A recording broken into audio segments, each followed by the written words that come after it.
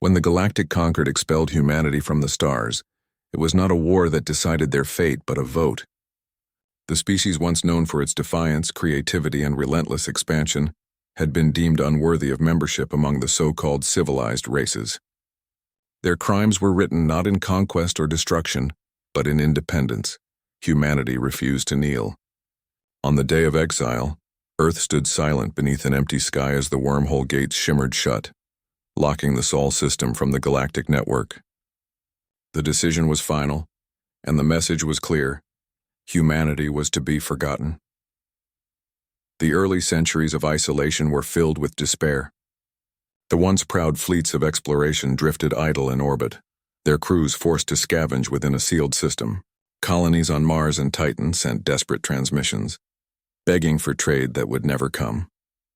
Earth's governments fractured, economies collapsed, and billions perished as resources dwindled. Yet in the ashes of defeat, something primal awoke. On the ruins of Earth's equatorial cities, a young engineer named Kieran Haldane proposed the impossible. The galaxy had denied them access to its gates, so humanity would build its own. His dream was dismissed as madness, yet desperation is the mother of invention. Across the solar system, the remnants of humanity united under a single purpose: to reclaim the stars. Generations passed, and the Sol Ascendancy was born. It was not an empire of glory, but of necessity, forged in hunger and discipline. The early warp engines were crude, consuming entire asteroid belts for fuel, but they worked. Small scout vessels leapt beyond the edge of Sol, vanishing into the dark interstellar void. Most never returned. Those that did brought back fragments of unknown data, gravitational anomalies, dark matter currents, and traces of ancient energy fields far beyond galactic detection. It was then that humanity discovered the veil. Beyond the charted galaxy, in a region of warped space invisible to known sensors, there lay a field of silent stars, distorted echoes of light trapped by gravitational tides. Within that chaos, humanity found refuge. The first colony, named Haven's Reach, was established on a world orbiting a faint red sun surrounded by shattered moons. The air was thin, the soil barren, but the people adapted. Over centuries, more ships arrived. Each carried survivors of failed colonies, outcasts, and wanderers who refused extinction. Through sheer will and innovation, they built cities from metal and glass powered by engines that bent gravity itself. They forged machines that could harvest energy from black holes, and minds that learned to see beyond the visible spectrum. The veil became humanity's fortress. No galactic probes could penetrate it, no signals could map it. To the rest of the galaxy, it simply did not exist. Humanity was gone, forgotten by history, or so the galaxy believed, but humanity remembered. Within the academies of the Veil, scholars taught the chronicles of exile, not as tragedy, but as foundation. Children learned that weakness invited chains and that unity was survival. The Empire Beyond Sight, as it came to be known, expanded silently through the invisible realm. Entire fleets patrolled the unseen currents, guided by navigators whose neural implants allowed them to perceive the distortions of the veil like living maps. Centuries turned into millennia. The galaxy evolved without its outcast children. Civilizations rose and fell, technologies advanced, and wars were fought, but always within the same narrow lanes of known space. The conquered grew decadent, consumed by politics and stagnation. Meanwhile, deep in the unseen reaches, humanity had become something else entirely. The turning point came when a Concorde vessel, the Seraphis Dawn, vanished during a patrol near the galactic edge. When it reappeared, its crew was found adrift, their ship half-melted, systems fused by unknown energies. Only one survivor remained, a pilot who whispered of ships moving like shadows, slipping between dimensions. His words were dismissed as madness, but the fear spread nonetheless. Soon after, fleets began to vanish. Mining worlds near the periphery went dark, their orbital defenses silenced. Traders spoke of whispers in the void, glimmers of light that moved like hunting predators. In the archives of the Concord, these were labeled specter events. But among those few who studied the old human data, a single theory emerged: the outcasts had returned. In the Veil, the Emperor, known simply as Aurek the Boundless, watched from the throne of fractured light. He was no tyrant, but a symbol of unbroken will. Around him stood the Council of Forgers, minds that shaped stars, designed living ships, and crafted weapons that could fold reality itself. The time for silence was ending. Humanity's long exile had tempered them, like iron forged in the fires of despair.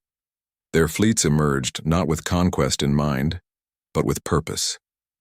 Worlds that had once voted for humanity's exile received transmissions written in the ancient Terran tongue. We have endured. We have built. We remember. The first to encounter them was the Varn Dominion, a proud reptilian race that prided itself on military might. When their scouts detected movement in forbidden sectors, they dispatched armadas to intercept. They found nothing, until an entire fleet simply vanished from their sensors. Moments later, their capital's orbit filled with silhouettes, vast ships shaped like blades of light. Without firing a shot, the human commander transmitted a single message. We seek passage, not war. Stand aside, the Varn refused. In less than an hour, their defense grid melted into silence. Humanity's fleets did not pillage or occupy. They moved like storms, sudden, precise, unstoppable, and vanished into the dark. The conquered sent envoys begging for negotiation, but their signals vanished before reaching the Veil. The galaxy trembled as the invisible empire expanded, reclaiming old colonies and forgotten sectors. Among humanity, debate stirred. Some believed they should reveal themselves to show the galaxy what they had become. Others argued for secrecy. That sight brought vulnerability. The Emperor listened to all and spoke only one truth. We were cast out because they feared what we might become. Let that fear now remind them why they were right.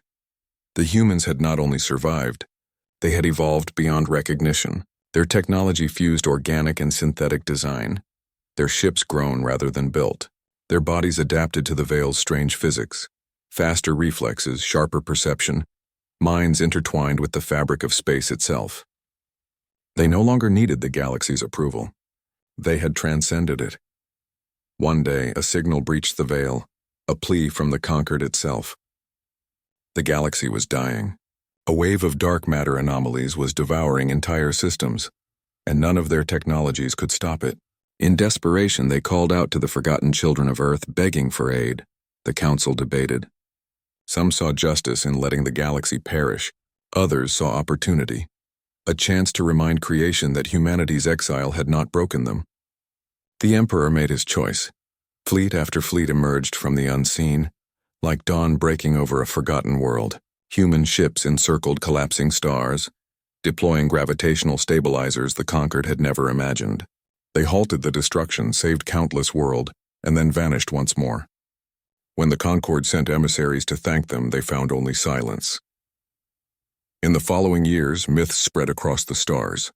Some called humanity angels of the void, others demons of vengeance, yet none could deny that the galaxy now moved with a quiet reverence for the unseen empire that walked among them. Within the Veil, the Emperor stood before the great viewport of his flagship, watching the endless sea of distorted stars. He thought of Earth, the cradle long abandoned yet never forgotten. The archives preserved its oceans, its music, its languages. Every colony in the Veil bore a fragment of that memory, a reminder of where it all began. He whispered a single vow, echoed across the networks of his people. We are not what they made us. We are what they feared we could be. In the depths of the unseen, humanity thrived. They did not seek domination or revenge, only existence on their own terms. They had become architects of silence, masters of unseen frontiers. Their empire stretched farther than any map could chart, hidden behind the folds of reality itself.